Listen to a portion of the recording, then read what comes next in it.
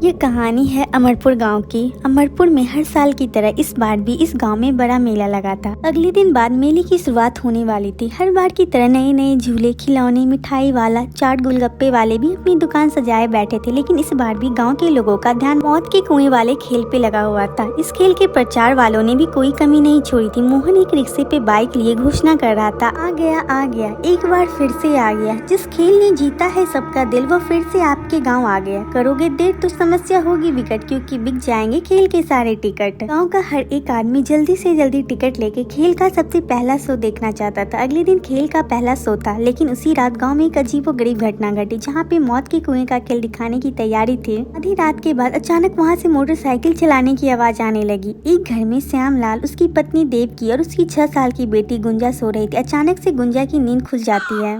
गुंजा बोलती है, पापा जागो ना, देखो मौत के कुएं का खेल शुरू हो गया है, चलो ना देखने। अपनी बेटी गुंजा की आवाज सुन के दोनों जग जाते हैं। उसकी माँ देवकी बोलती है, अरे क्या हो गया गुंजा, इतनी रात को कहाँ जाने की बात कर रही हो। गुंजा फिर से अपनी माँ से बोलती है, माँ हमने इस मौत के कुएं का टिकट लिया है ना, देखो ना वो खेल शुरू हो गया है, तुम्हें मोटरसाइकिल की आवाज आ रही है ना। श्यामलाल बोलता है, बेटा अभी तो रात है, वो खेल तो कल शाम को शुरू होगा।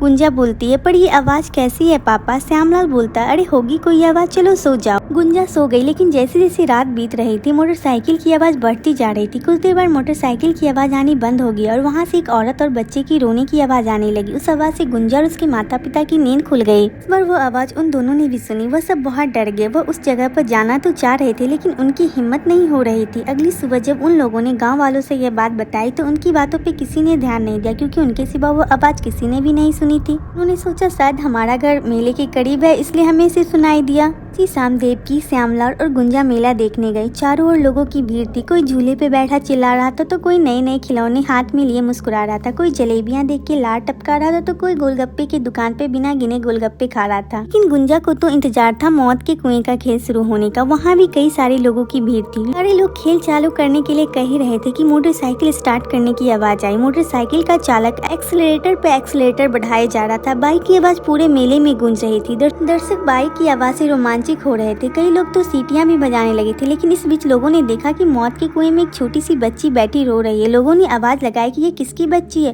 कोई इस बच्ची को निकालता, उससे पहले ही लोगों ने देखा कुएं के अंदर अचानक एक औरत भी आ गई। उसका चेहरा बड़ा डरावना लग रहा था। वह बच्ची उसके गोद में जाके बैठ गई। लोगों ने देखा कि जब वो रो रहे हैं तो उनकी आंखों से आंसू नहीं बल्कि खून निकल रहे। कुछ ही देर में वे दोनों उड़ते हुए बाहर आ गए। जिसने भी यह देखा वह बस एक ही आवाज चिल्लाया, भूत भूत।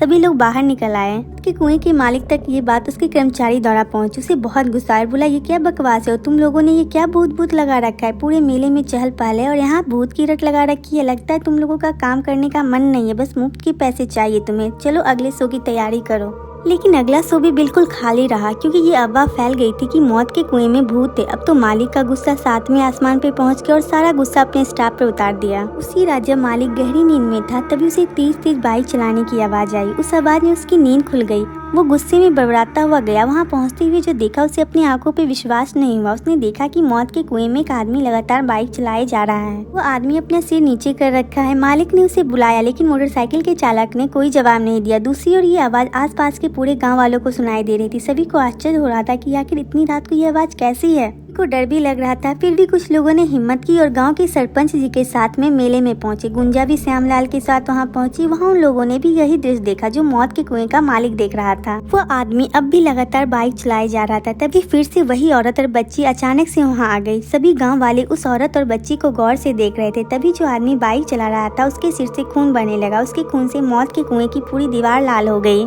कुछ देर बाद वो औरत और बच्ची उसी तरह रोने लगी। अब तो सारे गांव वालों की हालत खराब हो गई। किसी को कुछ समझ नहीं आ रहा था कि आखिर ये लोग हैं कौन। अभी मौत के कुएं का मालिक फिर से चिल्लाते हुए कहता है, अरे सुन नहीं रहे हो, तुम कौन हो, तुम लोगों को क्यों डरा रहे हो, क्यों तुम मेरे खेल को बदनाम कर रहे हो। मालिक की बात सुन के बाइक चलाने वाला अपना सिर ऊपर करता है। उसे देख के मालिक की आवाज लड़खड़ाने लगती है, तुम कहाँ से आ गए विक्रम तुम तो। उसके बाद गांव का सरपंच बोलता है, अरे कौन है ये, तुम इसे जानते हो क्या। तब बाइक चलाने वाला अपना बाइक रोकता है और कहता है कि क्यों मालिक, आप बताओगे या मैं बताऊं इन्हें। तब मालिक बोलता है मैं क्या बताऊं, मुझे कुछ नहीं पता। तब विक्रम ने बताना शुरू किया, गाँव वालों यह एक दुष्ट आदमी है, इसके सीने में दिल नहीं है, जानवर है जानवर। मेरा नाम विक्रम है, मैं पिछले साल तक इसके साथ काम करता था। आप तो जानते हैं कि मौत के कुएं में गाड़ी चलाना हर दिन मौत से गले लगाने जैसा काम है। मैं हर रोज अपने परिवार और इसके लिए जान की बाजी लगा के मोटरसाइकिल चलाता था, पर उस दिन शायद मेरा दिन खराब था। किसी दूसरे गांव में मेला लगा था, मैं अपना खेल दिखा रहा था कि अचानक मोटरसाइकिल का एक्सीडेंट हो गया और मेरा सिर कुएं की दीवार से जा टकराया। लगातार खून बहता रहा और मैं बेहोश हो गया और फिर मेरी मौत हो गई। मेरी मौत के बाद मेरी पत्नी और मेरी छोटी सी बेटी के सामने जीवन चलना बहुत कठिन हो गया। वो एक दिन मालिक के पास गए और कुछ पैसे मांगे, पर उसने उसे कोई मदद नहीं की और वहाँ से भगा दिया। वे दोनों परेशान होकर बाहर चले आए। मेरी पत्नी ने किसी और जगह काम करने की कोशिश की, लेकिन कहीं काम नहीं मिला। भूखे प्यासे सड़क पर भटकते कई दिन बीत गए और फिर भूख से उन दोनों की भी मौत हो गई। गांव वालों, आप लोग ही बताइए, मेरी और मेरे परिवार का क्या दोस्त था जिसकी हमें सजा मिली? अरे हम तो कलाकार हैं, इसी से हमारी रोजी चलती है, लेकिन कल को कोई हादसा हो जाता है तो मालिक हमें मरने को छोड़ देता है। हम पूरा जीवन आपकी खुशी के लिए, आपकी मनोरंजन के लिए काम करते हैं और बदले में हमें क्या मिलता है? विक्रम की बात सुन के गाँव वालों ने उस मालिक को मारने के लिए घेर लिया। मालिक बोलता है, अरे अरे मुझे छोड़ दो, मुझसे गलती हो गई। उसके बाद गाँव का सरपंच बोलता है, हम तुम्हें एक ही शर्त पर छोड़ेंगे कि तुम अपने यहाँ काम करने वालों की गारंटी लोगे कि उन्हें कुछ हो गया तो उस परिवार का बेसहारा नहीं छोड़ोगे। अरे आजकल तो बीमा होता है, क्यों नहीं सबका बीमा करवा देते? सरपंच की बात मालिक मान गया, उसने सभी काम करने वालों का बीमा करवाया। विक्रम जीते जी अपने और अपने परिवार के लिए कुछ नहीं कर पाया, लेकिन मरने के बाद अपने साथियों का भविष्य सुरक्षित कर दिया।